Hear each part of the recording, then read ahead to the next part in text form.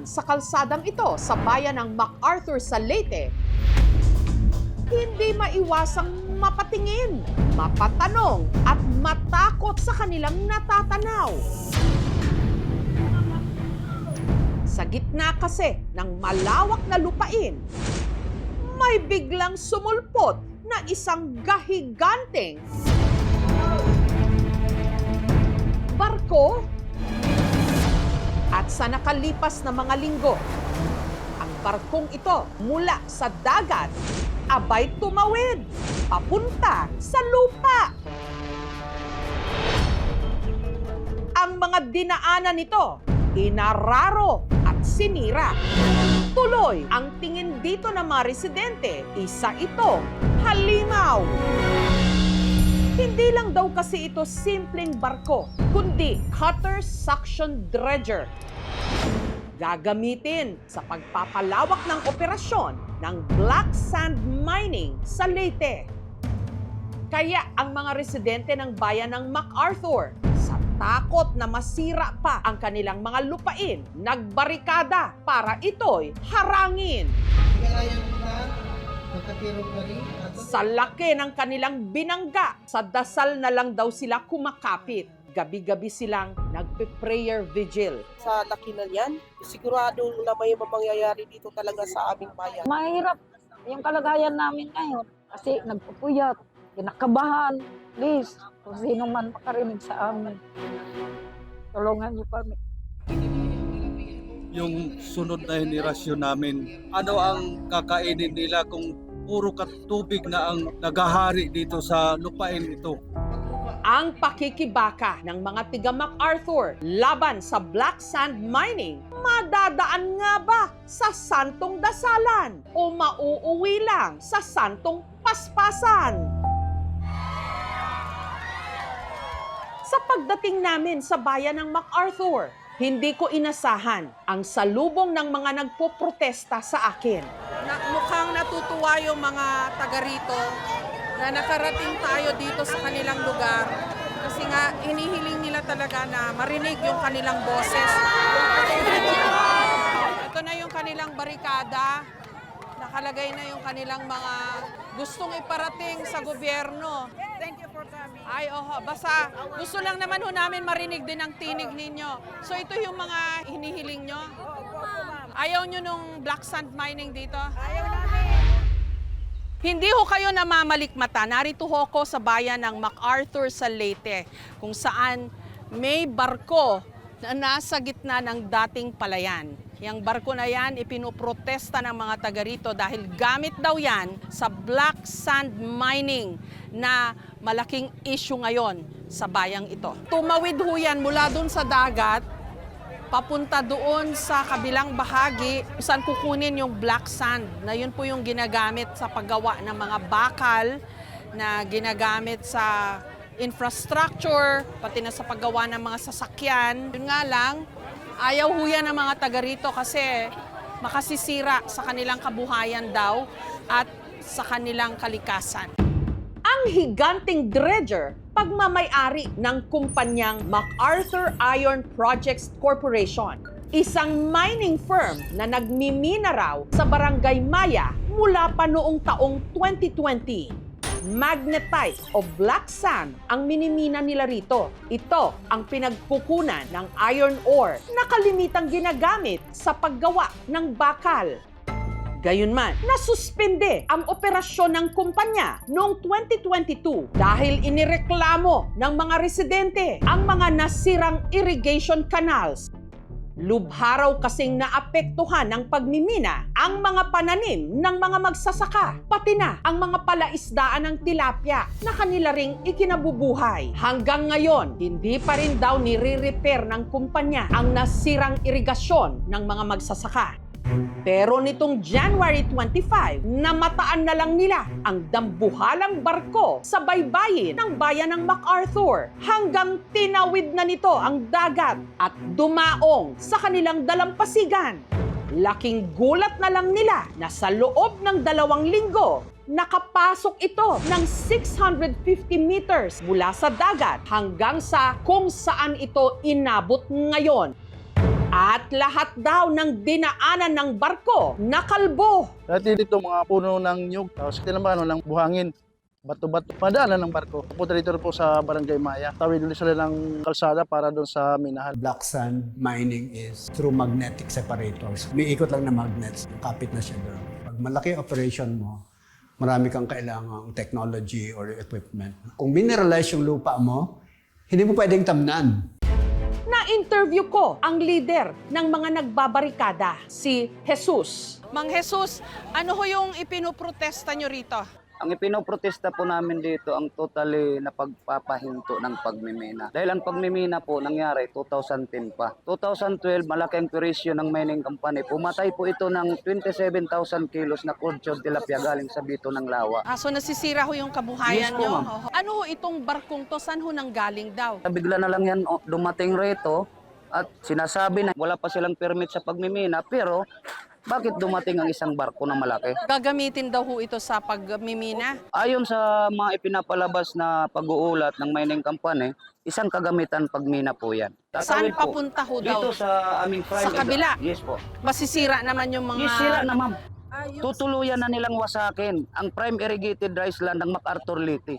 Isa pa sa ikinababahala at ikinagagalit ng mga residente, ang mga nagtatrabaho raw sa minahan, pati na ang nag-o-operate ng dredger na barko, mga Chino. May Chino ho Yes po dyan? ma'am, marami. O itong buwan lang to, kasabay ang isyo na nagbabalitaktakan sa Senado.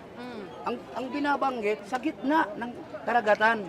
Bakit dito nasa mainland kami walang gobyerno na tumatanong kung anong nangyayari sa amin? Ang tinutukoy nyo ho yung issue sa Spratlys Opo, ma'am. na bakit doon kalaban yung mga Chino. Pero dito, sabi So nyo, pero may accommodated yan, nakahotel yan eh. so may Escorted pa. mga Chino ho Opo, dyan ma'am. sa loob. Opo ma'am. Ang sabi pa ho ng kumpanya, nakakapagpaganda raw ng soil quality yung ginagawa nilang black sand mining. Ano masasabi nyo roon? Sino ba talaga ang papaniwalaan ng taong bayan? Ang iyang scientifico na pagsusuri galing mismo sa ating Departamento ng Agrikultura o yung mapanalinlang ng mga Chino? At saka sa tingin nyo ho, ano nangyari sa mga palayan? Eh wala ma'am, non-productive until now.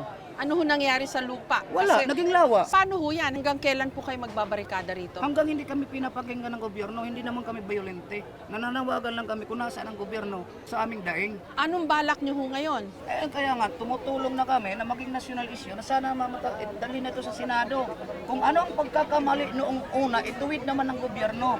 Dahil kapag ka na ng mga Chino at big time na politiko, pabor sa libo-libong magsasaka. Thank you so much, ma'am. Thank you for hearing us, ma'am. Salamat ho, kami dapat magpasalamat. Pinaparinig nyo yung inyong mga hinaing. Para among mga anak, ma'am. Naririnig ho namin kayo, nakikita namin yung placard nyo. Anong gusto mong sabihin? Mawawala ang kinabukasan ng kabataan dahil sa pagmimina ng lupa. Kung hindi ho naharangan ng mga residente o ng mga nagbabarikada, yung barkong yan, dito dadaan yan. In fact, nagawa na nila yung kalsada papunta doon. Nandun kasi yung minahan para sa black sand mining. Malinaw na ang pakay ng barkong ito makatawid ng highway papunta sa minahan ng magnetite o black sand. May 14 na kabundukan sa may Central Leyte. Lahat sila volcanic source of volcanic origin. It so happens sa Central Leyte, duman din ang Philippine Fault Zone. Daan ng mga mineralizing fluids, maakyat, at nadidisperse ang minerals. Kasama doon yung iron. Very abundant yung lugar na yun. Kwento ng mga taga rito, bago pa raw nakarating ang barkong ito sa Barangay Maya, marami ng mga lupain ang napinsala. Lalo pat taong 2007 pa lang, inaprubahan ng MGB o ng Mines and Geosciences Bureau ang tinatawag na MPSA o Mineral Production Sharing Agreement ang kumpanyang Strong Built Mining Development Corporation na nabili ng investment o holding company na Bright Kindle Resources and Investments Incorporated o BKRI noong 2024. Sakop din ng MPSA ang MacArthur Iron Projects Corporation na nagsimula naman ang operasyon noong 2020. Ayon sa mga residente, maliliit lang daw ang mga makinang gamit nila noon para sa black sand mining. Isa raw sa mga naunang naperwisyo ang palayan ni Patrocinia.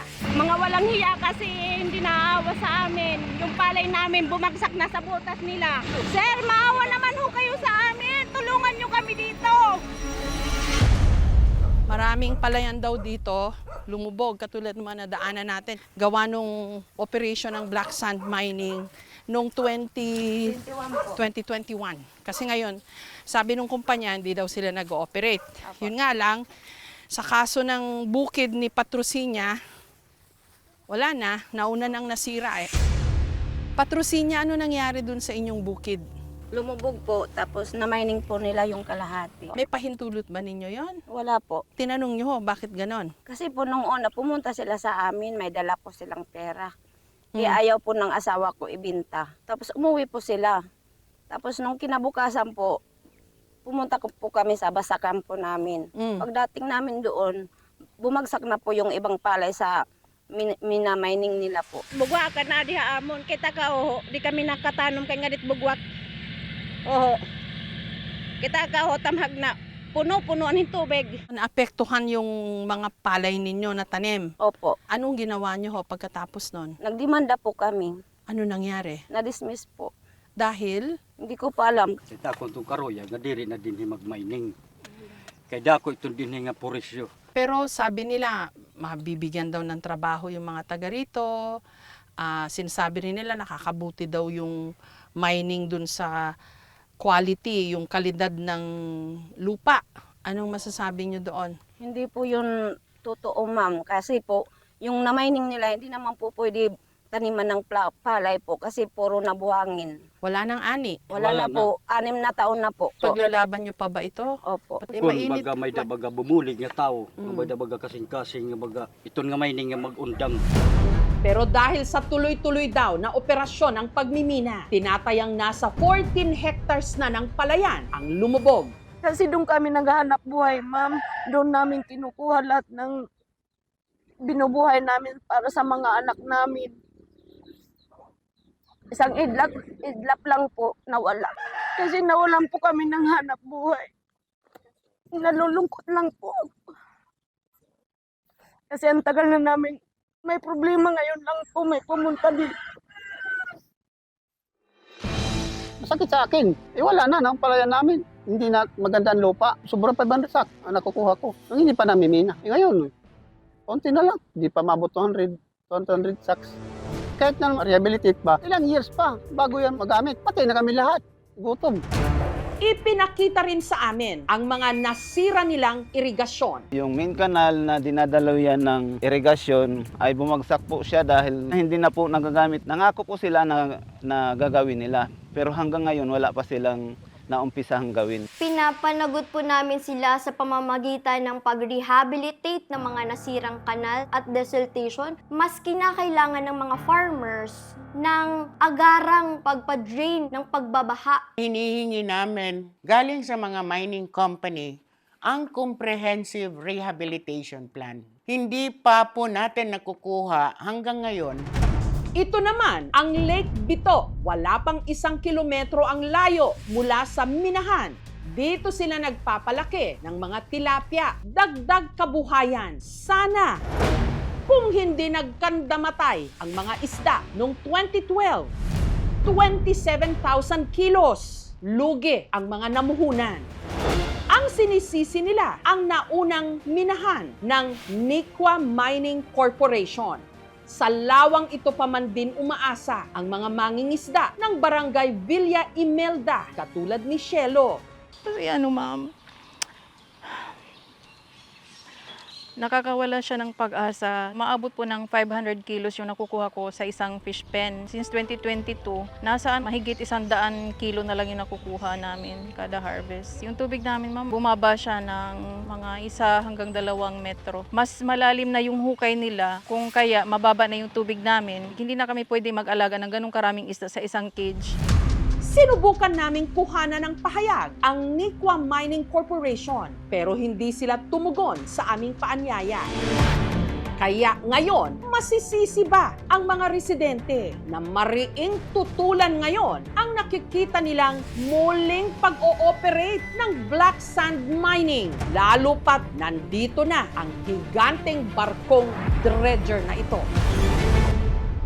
Kasalot iton din kay mamay ba iton kadako-dako Kasi nga ni ang guti ay pala nga barko. Dako na taperde. Asay peton ma'am kay dakon duro. Ang gusto namin sabihin ngayon, gumalaw na ang gobyerno. Wala pong ideya ang National Irrigation Administration dito po sa pag-allow sa mining operations ng MIPC. Gumagawa na tayo ng paraan para lang matugunan ng mga kanilang pangangailangan sa patubig. Ang provincial government ng Leyte nagsumiti raw ng request para masuspinde ang pagpasok dito ng barko. Yung dredger na yan is not a friendly sight and is not welcome. Galing China ito. Sabi nga nila, binabantayan natin ang West Philippine Sea. Tapos dito pala sa East Philippine Sea. Mukhang hindi natin nabantayan. Ang tanong dito, hindi ba namin alam to? Hindi. Mukhang binaliwala rin kami. Dumiretso lang sila. Nabulaga na lang kami na nandyan na yung barko. Ang Sangguniang Panlalawigan issued a request to all parties involved. In particular, si MGB to suspend it. Gagawin namin lahat ng makakaya namin para yung dredger na yan is umatras. May mga permit sila galing sa taas. Kaya nakarating dito yan na wala namang problema. Wala akong power, wala akong ano dyan, kung bawal ba. Nasa gitna lang ako, wala akong pinapanigan. So ang part lang na ginhatag ang local government unit na business permit is tinatawag lang other construction of utility project in AC. Waray pa mag-issue ang munisipyo an operation and mining activity. But in fact, kita kung gibubuhat, tasubay latot balaod. Actually, waray pa man mining nato nga issue, kundi inila nga parts kung kay ano nga umabot niya da. They are ready already to operate. However, wala pa silang approved nga 3-year work program. No movement, no extraction, no mining operation. Nitong Miyerkules, sa kalagitnaan ng aming pag-iimbestiga, nakatanggap kami ng mensahe na ipupull out na raw o aalisin na sa lugar ang barkong dredger. The company has posted a rehabilitation bond of 56 million pesos to the Mines and Geosciences Bureau or MGB. The funds assure the proper restoration of mined-out areas. MIPC will restore the land area to full cultivation before its return to the owners. In light of the current situation and in the interest of maintaining harmony and preventing further escalation, MIPC has decided to withdraw the dredger and reevaluate its current work plan. Sir, una po sa lahat, totoo ho ba yung press statement ninyo na ipupull out na yung barko? Yung po ay isinanggunin namin sa mga ahensya ng gobyerno. Matulungan muna kami. Subalit gusto ko pong linawin na hindi naman ho ganun kasimple yun, na hindi naman po kariton yung hihilahin namin pabalik. Ito po ay 2,000 tonelada halos at meron hong mga pangangailangan sa engineering works para gawin po kung iuurungan po yan. So anong status ngayon nung black sand mining ho na ginagawa dito? Ang black sand mining po since 2022 ay wala pong operation. So status quo? Status quo. Ano hong posisyon nyo ba dito po sa pagpoprotesta po ng mga residente? Iginagalang po namin yung posisyon nila na sila po ay may objection, meron ho silang mga grievance na tinatawag. Subalit ito naman po ay welcome sa amin at ang kailangan po lang namin ay mabigyan din kami ng pagkakataon na yung aming side o yung aming pong kwento ay marinig naman kung ano po yung totoo. Sabi ho dun sa press statement nyo na nabasa ko, itong black sand mining will give thousands of jobs. Tama ho ba? Nung pagsisimula po nung aming operasyon dito, noon pa lang po nabigyan namin ng trabaho yung mga tao rito.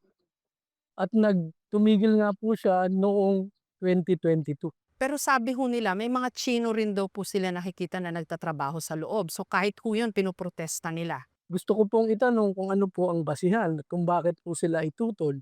Sapagkat yung teknolohiya po na pagdadala namin ng dredger dito ay teknolohiya po na ating hiningi ang tulong ng ibang bansa dahil ito ho ay advancement sa technology. Kung iisipin nyo po, yung aming dredger ay napakalaki. Kaya ho, naging tampulan ng mga question at kung ano mang yung pinoprotesta po nila So tungkol yung bahaging yun, naintindihan nyo po, na parang ang turing na nila dun sa CSD, yung cutter, suction dredger ay parang monster sa gitna ho ng kanilang mga taniman ng nyog at palay. Opo. Yung mga Chino po, talagang bahagi po ng kontrata na, Bahagi na sila. nagtatrabaho po sila dyan sa loob ng kumpanya. And then yung iron ore na nakukuha po dyan, dinadala rin ho sa China, tama ho ba? For export po yun. For export. Oh. Kasi bahagi rin ho yun ng hinaing ng mga tao na kasi may issue ngayon ng China at Pilipinas. Tapos dito, yung mga Chino welcome naman at sa kanila dinadala yung iron ore. Opo. Ano masasabi niyo ho roon? Yung presensya po ng mga trabahante ng mga Chino rito, yung mga engineer nila, ay may kaukulang permit sa ahensya ng gobyerno, sa immigration, sa Department of Labor, bago ho sila makapagtrabaho dito. Sabi pa ho ng press statement nyo, yung black sand mining enriches the soil. It improves the soil quality. Tama ho ba yun? Ako naman po ay hindi eksperto tungkol doon, pero may pag-aaral po na ito po ay makakatulong tungkol dun sa temperature o dun sa alagayan po ng lupa rito. At dito rin po sa MacArthur, meron ho kasing mga area dito, no, sinasabi ho nilang agricultural land, pero meron pong mga portion ng lupain dito na swampy, na kailangan pong madretsa at kung nandun po sa ilalim yung mineral ay mapapakinabangan po. Ang problema kasi kapag over-mineralized ng iron ang lupa, hindi lumalago ang mga halaman, kaya nagkakaroon ng nutrient imbalance. Pangalawa, mataas ang density ng iron. Naharang nito yung mga katubigan at ibang mga salt solutions na kailangan sa paglago ng halaman. Kung kaya, nagiging bansot at di nagiging malago. Pero nasira daw po yung fish farms nila at pati yung mga kanilang mga palayan. Ang issue po dun sa lupa ay yan po ay nasasakop nung kasunduan sa gobyerno. Ang tawag po dyan ay MPSA. Parang partner po ang gobyerno at binibigyan po ang isang kumpanya ng karapatan na minahin itong isang lugar na ito. Subalit tungkol po dun sa pag-aari, ownership po ng mga lupa, ito ho ay pag-aari ng individual na tao na kung saan sila ho ay may dokumento, meron silang title, meron silang tax declaration. At bago po namin ito minahin, nakikipagkasundo po kami. May kontrata pong pinipirmahan dun sa individual na may-ari ng lupa. Mga walang hiya kasi hindi naawa sa amin. Yung mga nasira daw po yung kanilang mga fish farm at yung kanilang mga palayan at saka pati irrigation canals ho nila. Ano masasabi niyo ho doon? Una-una, meron naman hong mga grievance mechanism na itinakda ang ating ahensya ng gobyerno kung sakasakali po na meron po silang reklamo. Kagaya po nung nasabi ko na, noong pang 2022, tumigil po ang operasyon namin dito. Nagkaroon ako ng hope na talagang mapupull out siya. Pero magiging totally kampante lang talaga kami dito kapag wala na siya talaga dyan. Magbabarikada kami, handat na siya ng barko. Samantala, ang kinatawan ng 1st District ng Leyte at dating House Speaker Congressman Martin Romualdez at ang kanyang pamilya nadadawit sa issue dahil sa napaulat na di umano koneksyon nila sa MacArthur Iron Projects Corporation o MIPC. Sa official website kasi ng Bright Kindle o ng BKRI, nakasaad na taong 2022, inihalal bilang isa sa board of directors nito si Andrew Julian Romualdez, anak ng dating Speaker Romualdez.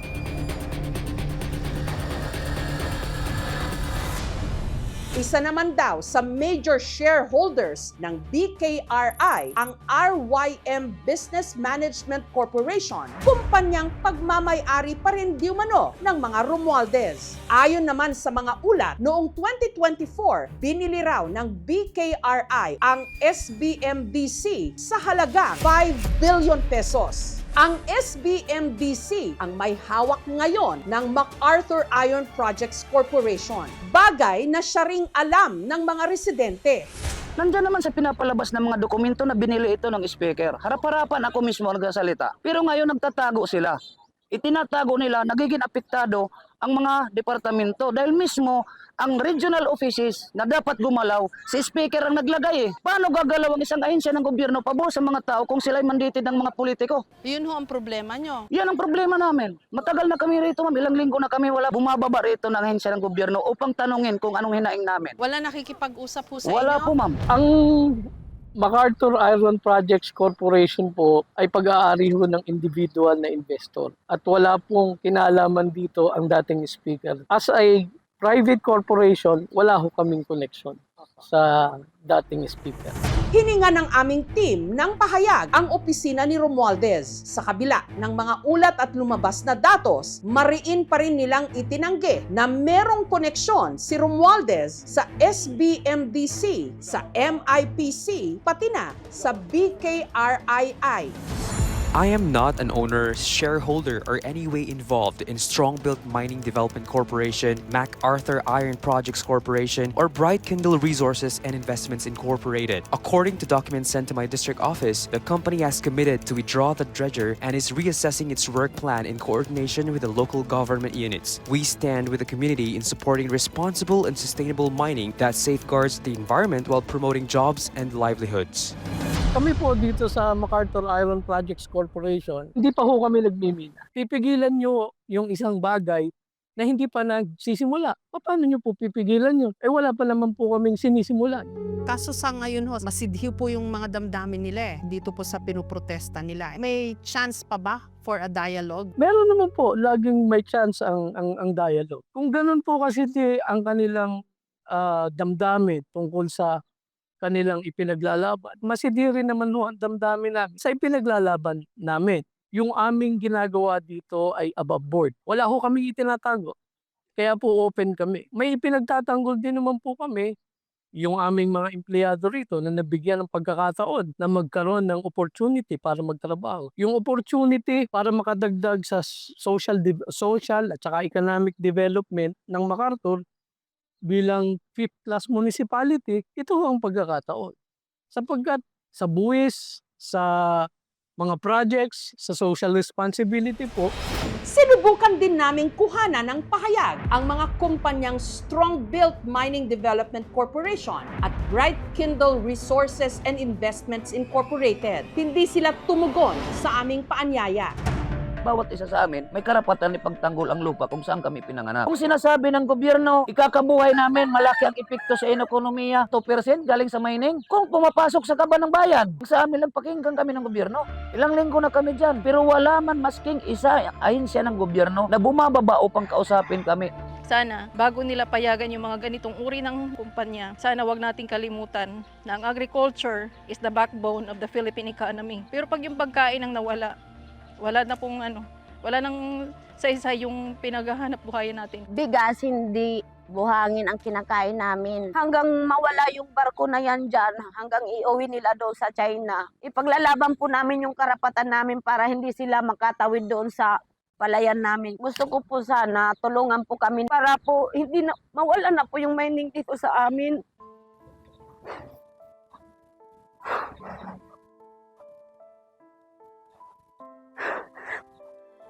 Kasi po, paano na po yung mga susunod na henerasyon namin, yung mga anak ng anak namin.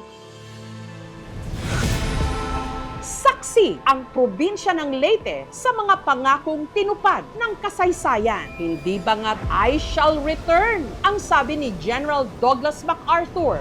Kung kanino pa naman ipinangalan ang bayang ito na nahaharap ngayon sa issue ng black sand mining.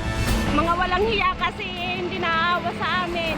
Hinihintay ngayon ng mga taga rito ang pagtugon ng gobyerno nasyonal sa kanilang mga hinaing para raw sana babalik din sa kanila ang kumpiyansa at katahimikan.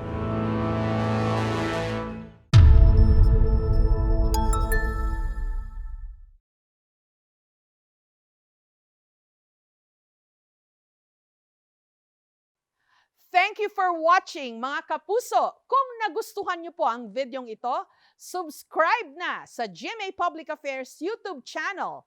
And don't forget to hit the bell button for our latest updates.